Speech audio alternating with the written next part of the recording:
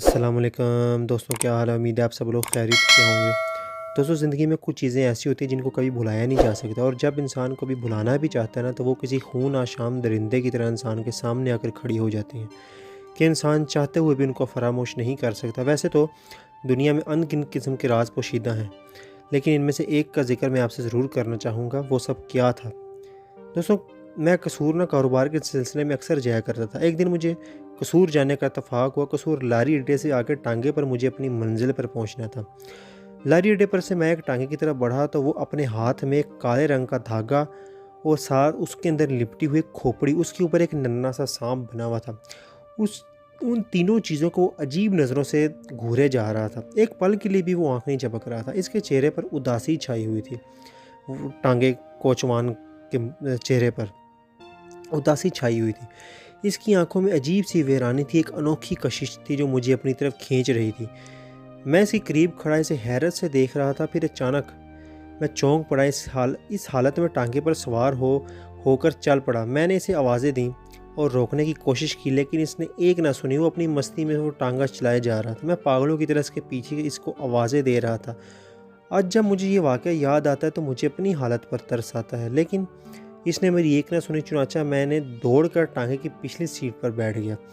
टांगे में बैठकर मैंने इसे बुलाने की बहुत कोशिश की, लेकिन वो अपनी मस्ती में था। फिर मैं खामोश रहा और इसे बुलाने की कोशिश ना की। हमारा टांगा बुल्ले शाह मज़ार के सामने वाली सड़क से होता हुआ मेन कसूर रोड पर पहुंच गया। असर का वक्त हो रहा था। टांगा मेन रोड कसूर से कमाल चिश्ती के मज़ार की तरफ बढ़ रहा था। दोनों तरफ सन्नाटे छाए हुए थे। टांगे के दोनों स्याह पट्टों पर खंडर और डूबते हुए साए की अजीब किस्म की रोशनी पुरसरारियत पैदा कर रही थी, और दूर दूर तक मकान दिखाई दे रहे थे। मैं अभी दोनों तरफ का मुआयना कर ही रहा था कि अचानक टांगा रुक गया और टांगे वाला धड़म से नीचे गिर गया। टांगे वाले को ऐसे गिरता देख के मैं कुछ नर्वस सा हो गया। मैंने इसे नीचे गिरने से बचाने की भी कोशिश की, लेकिन नाकाम रहा। मेरा दिमाग एकदम चकरा गया था। मुझे कुछ समझ नहीं आ रहा था कि मैं क्या करूं। और अचानक मेरे ज़हन में यह भी आया कि मैं इसे छोड़कर चला जाऊं। फिर दिल ने ऐसा करने से इनकार कर दिया। दूर दूर तक कोई आदमी दिखाई नहीं दे रहा था। बाबा कमाल चिश्ती के मज़ार का दरख्तों में लिपटा एक कोना दिखाई दिया मुझे। पहले तो मैंने सोचा कमाल चिश्ती के मज़ार से किसी को बुला लाऊं, लेकिन किसी को बुलाने से फिर मैंने खुद को ख़तरे में मुब्तला हो सकता था, क्योंकि आने वाला शख्स मुझसे कई सवालात कर सकता, ये कौन है, किधर से आया है, वगैरह वगैरह, जिनका मेरे पास कोई जवाब नहीं था। चुनाचा में भागकर मज़ार के करीब पड़े हुए मटके से पानी लाकर टांगे वाले के मुंह पर फेंकना शुरू कर दिया। तब जाकर कहीं उसे होश आया तो मेरी सांस में सांस आई। पहले तो इसने मुझे हैरत से देखा तो मैंने पूछा, आप कौन हैं? थोड़ी देर खामोश रहने के बाद वो बोला, ये आज की बात नहीं है, ये तकरीबन आज से 10 साल पहले की बात है। एक दिन मैं लारी अड्डे पर टांगा लेके खड़ा हुआ था कि एक पर्दा पोश खातून आकर टांगे में बैठ गई और मुझे चलने को कहा। मैं खामोशी से चल पड़ा। कुछ दूर चलकर मैंने पूछा, बाजी जी आपको कहाँ जाना है? वो बोली, जब तक मैं ना कहूँ ना टांगा रोकना मत, पैसों की तुम फिक्र ना करना। चुनाचा पहले मैं इसे बुल्ले शाह के मज़ार वाली सड़क पर ले गया तो वो मीठी आवाज़ में बोली, हमें मज़ार पर सलाम करना है। मैंने मज़ार के करीब टांगा रोका तो वह थोड़ी देर के बाद सलाम करके वापस टांगे में आ बैठी। टांगा रेलवे स्टेशन से होता हुआ मेन कसूर रोड पर आ गया और कमाल चिश्ती के मज़ार की तरफ मोड़ दिया। तमाम रास्ते वो चुप बैठी रही। फिर अचानक बोली, जो इंसान चले जाते हैं वो वापस क्यों नहीं आते? इस पर मैंने जवाब दिया, बाजी जी मुझे क्या पता। फिर वो बोली कि मरने के बाद इसकी रूह इसके जिस्म में अलग क्यों हो जाती है? ये सब सुनकर मैं हैरान हो गया। इस बार इसकी आवाज़ बहुत भारी थी। मेरे ख्याल में वो जैसे बुल्ले शाह के मज़ार पर बहुत रोई हो। मुझे बहुत ऐसा महसूस हुआ कि जैसे वो मुझसे नहीं किसी और से बातें कर रही हो, शायद खुद कलामी हो। मैं हैरान हैरान इसके बात पर था कि मैंने इसके चेहरे पर नज़र डाली। सिर्फ़ और सिर्फ आंखें ही नज़र आ रही थी, बाकी सारा चेहरा जिस्म काली चादर से ढांपा हुआ था। इसकी आंखों के ऊपर नीचे काली लाइनें थीं, बिल्कुल हिरनी जैसी। पहले तो मैं समझा कि ये काजल का कमाल होगा, लेकिन फिर मैंने ज़रा गौर से देखा तो मालूम हुआ कि ये बिल्कुल असली है। ऐसी आंखें मैंने कभी नहीं देखी थी। चुनाचा फिर एक जगह इसने टांगा रोकने को कहा। मैंने टांगा रोका तो वो नीचे उतरने के लिए उठी। इसका एक कदम नीचे था और एक अभी टांगे के ऊपर ही था कि वो अचानक गायब हो गई। मैंने खुद अपनी आँखों से इसे उतरता देखा, मेरी इन आँखों ने इसे गायब होता देखा। मेरी तो हैरत की इंतहा न थी, मुझे तो अपनी आँखों पर यकीन नहीं आ रहा था। मेरी अक़ल तो शहादतें पेश कर चुकी थी कि ये सच है और मैं कोई रात का ख्वाब नहीं देख रहा। इस वक़्त दिन था और सब हकीकत थी और ये धागा मुझे इसकी सीट पर पड़ा हुआ मिला। काले धागे में एक खोपड़ी लिपटी हुई थी और उस खोपड़ी के ऊपर एक नन्हा सा सांप बना हुआ था। मैंने फिर इस धागे को दूसरी बार देखा।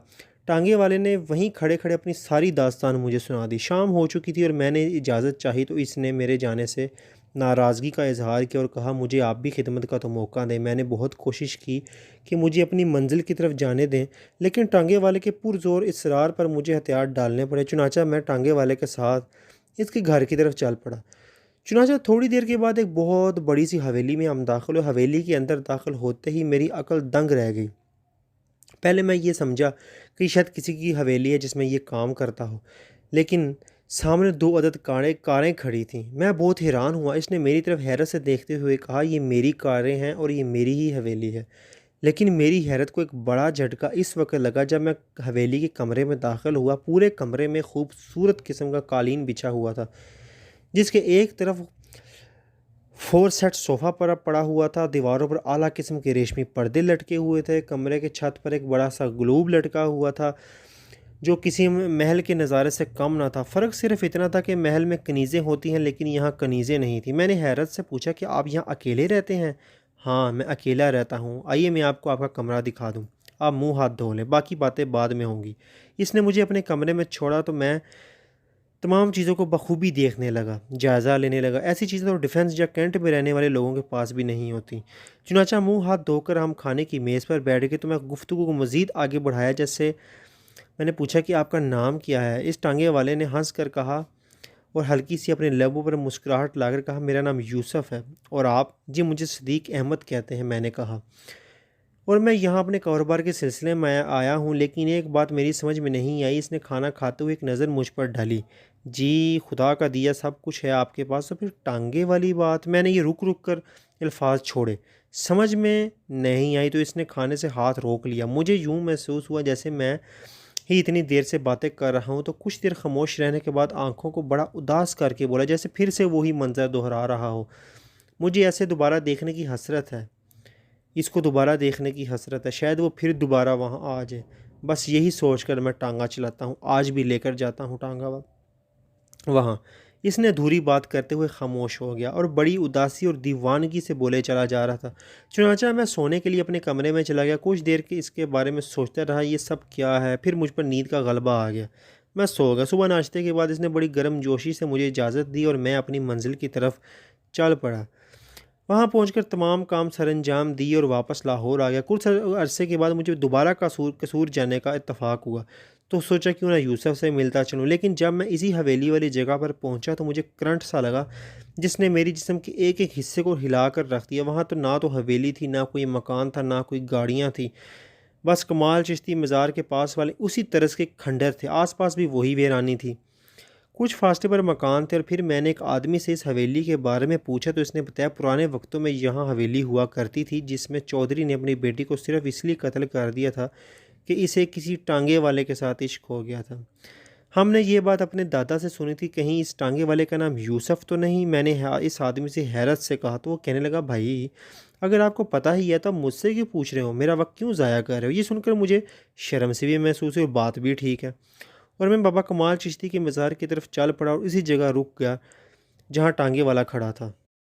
तो मैंने हैरत से ज़मीन को देखते हुए आसमान की तरफ देखा और चलने लगा कुछ सोचते हुए कि मुझे अचानक सामने दरख्त की शाख पर लटका वही धागा, वही छोटी सी खोपड़ी, वही उसके ऊपर नन्हा सा सांप नज़र आया। मैं रुक गया और उसे गौर से देखने लगा। ये बिल्कुल वही धागा था। दोस्तों कैसी लगी आप सब लोगों को मेरी कहानी? अपनी कीमती आरा से कमेंट में ज़रूर आगाह कीजिएगा और मेरे चैनल को लाइक कीजिएगा, सब्सक्राइब कीजिएगा। Thank you so much. अल्लाह हाफिज़।